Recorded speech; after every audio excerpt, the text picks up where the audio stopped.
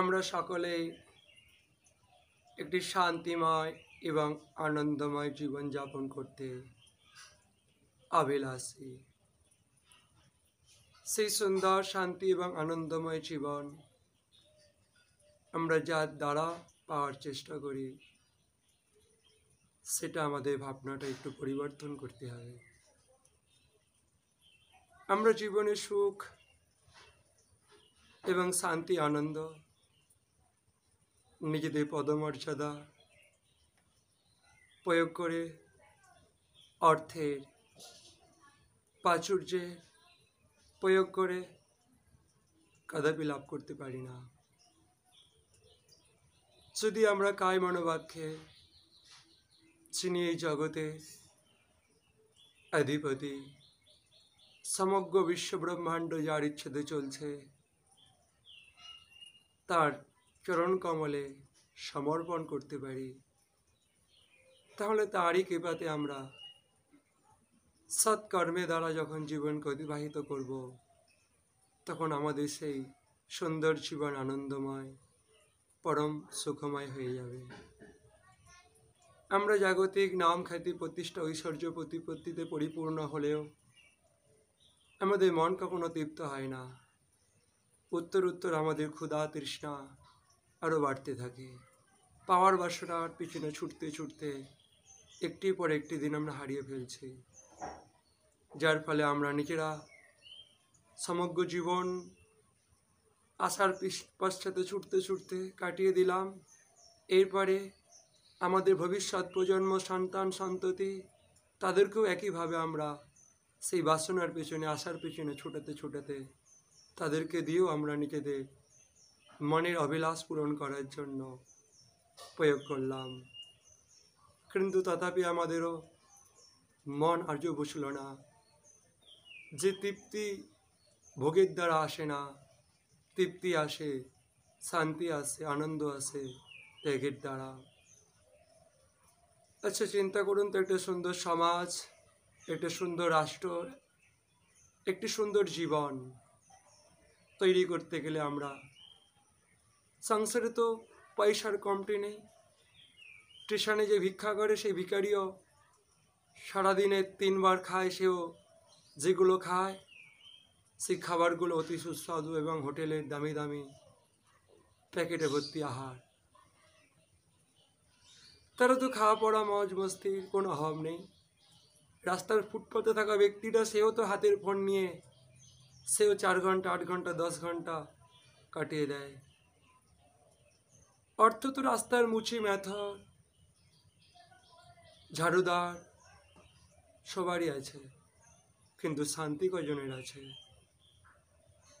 শান্তি সেই লাভ করতে পারে যে কায় মনোবাক্যে ভগবানের হয়। কিন্তু আমাদের জীবনটা কেমন জানেন? মনের দাসত্ব করছি আমরা। আমাদের জীবনটা মনের অধীন। মনে যখন যে ভাবনা উঠছে, আমরা সেগুলোকে নিজেদের কল্যাণকারী মনে করে তার পশ্চাতে ছুটে চলেছি। বাস্তবিক মন, দেহ এবং আমরা সম্পূর্ণ ভিন্ন বস্তু। যে দেহ, এটাও আপনি নন। যে বাসনা উঠে মনের মধ্যে, ওটাও আপনি নন। তার ভেতরে যিনি আছেন, সেটাই আপনি, সেটি হলো আত্মা। শরীরের বয়স হয়, শরীর বালক হয়, শরীর যুবক হয়, শরীর বৃদ্ধ হয়। আত্মা না বালক, না যুবক, না বৃদ্ধ, না জন্ম আছে আত্মার, না মৃত্যু হয় আত্মার। সে কর্মফল ভোগ করার জন্য এরকম শরীর গ্রহণ করে আর শরীর ত্যাগ করে, আর মাঝখানে কেবল গর্ভ যন্ত্রণা, আর গর্ভ থেকে বেরিয়ে মৃত্যু যন্ত্রণা। তাহলে আমরা যদি প্রকৃতই একটা আদর্শ সন্তান চাই, আমরা যদি সুন্দর একটা সমাজ তৈরি করতে পারি, তবেই আমাদের সেই আশাটা পূর্ণ হবে। একটা আদর্শ সন্তানের পিতামাতা হতে পারবো। আদর্শ সন্তানের মূল্যায়ন আমরা শুধুমাত্র অর্থের দ্বারা করব না। আমার সন্তান কত বড় চাকরি করে, ডক্টর কি ইঞ্জিনিয়ার, আমার সন্তানের মাসিক উপার্জন কত, যার যত উপার্জন বেশি হবে সে তত আদর্শবান পুরুষ, এই মূল্যায়নটা আমাদের ভ্রম মাত্র।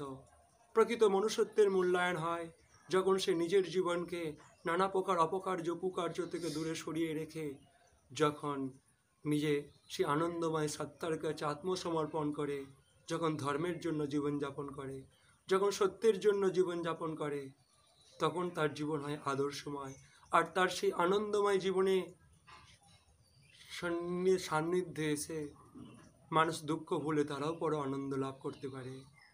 তো যে নিজের দুঃখ দূর করতে পারে, নিজের মনের উপর আধিপত্য বিস্তার করে, অন্য মানুষকে অন্ধকারের রাস্তা থেকে আলোর রাস্তায়, অর্থাৎ দুঃখের রাস্তা থেকে মরণশীল রাস্তা থেকে অমৃতের রাস্তায় আনে, সেই তো প্রকৃত আদর্শ সন্তান।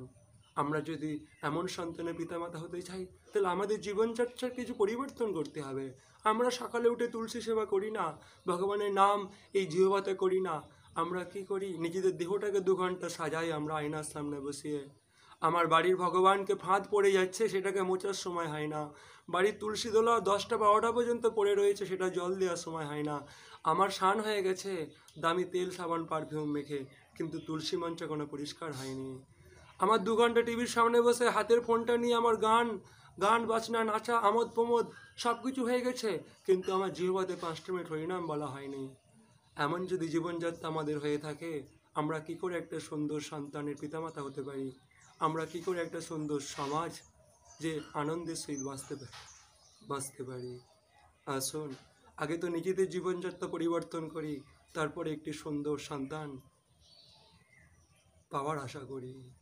নচেত কালকে যখন ওই সন্তানই, যখন আমি ঘুম থেকে উঠেই সন্তানের হাতে রিমোট ধরিয়ে দিচ্ছেন, ঘুম থেকে উঠছে সন্তানের হাতে আপনি হাতে ফোন ধরিয়ে দিচ্ছেন, ঘুম থেকে উঠছে সন্তানকে আপনি নানা প্রকার অপকার্য কুকার্যের মধ্যে ব্যস্ত করে দিচ্ছেন, তাকে সৎ শিক্ষা গীতা ভাগবতে আদর্শে বড় করছেন না, গীতা ভাগবত শোনাচ্ছেন না, তার জিহ্বাতে কৃষ্ণ নাম দিচ্ছেন না, তাহলে এই সন্তানই কালকে আপনাকে বাড়ির বাইরে বার করে দিবে।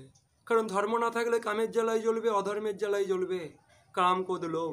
তখন একটা স্থির কথাতেই উঠবে বসবে, তখন আপনি কি বলবেন চোখের জল ফেলতে ফেলতে, আমার ছেলেটা বইয়ের কথায় উঠে বসে?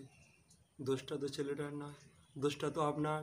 যে বয়সটা ভগবান দিয়েছিল আপনাকে মানুষ করার জন্য 14 বছর পর্যন্ত, সেই বয়সে আপনি ঘুম থেকে উঠেই ছেলেকে যত কুঅভ্যাস ধরিয়ে দিয়েছেন, আমার ছেলে না গান শুনলে খায় না, না গান শুনলে আমার ছেলে ঘুমায় না, তাহলে এই কুঅভ্যাসটা আপনি তৈরি করেছেন। আপনি মা, যে মাটিতে আমরা মাকে দেবী রূপে পূজা করি, আর সেই মাটিতে আমরা এমন মাকে পাচ্ছি না যে মা সন্তানকে তার গীতা ভাগবতে আদর্শে মানুষ করবে, রামায়ণ শোনাতে শোনাতে মানুষ করবে, গীতা শোনাতে শোনাতে তাকে বড় করবে, তাকে খাওয়াবে, তাকে ঘুম পাড়াবে। আমরা এই মাটিতে এই নারীদেরকে দেবী রূপে পূজা করি, যে দেবী যে মূর্তিতে হাতে ফোন ধরিয়ে দিচ্ছে, গান বাজনা ধরিয়ে দিচ্ছে, সন্তানকে সৎ শিক্ষা সৎ আদর্শ মানুষ করার সংকল্প করছে না। আমরা এই মাকে পূজা করি না।